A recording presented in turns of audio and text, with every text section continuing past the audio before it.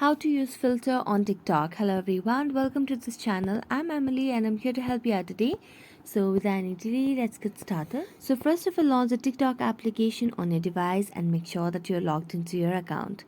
Now after logging into your account, all you have to do is tap on the plus icon at the middle of the screen, which is at the bottom of the screen right now. So tap on the plus icon. Now as you tap on plus icon, all you have to do is either you have to tap on the photo or text, or you can just create any videos over here. Now I just want to click photo over here. You can also use a gallery over here if you tap on it. Then I just want to click a picture, so all I have to do is tap on this side of this icon over here, which is the filter effect. And as you tap on it, you'll be able to see different filters that are available for you over here.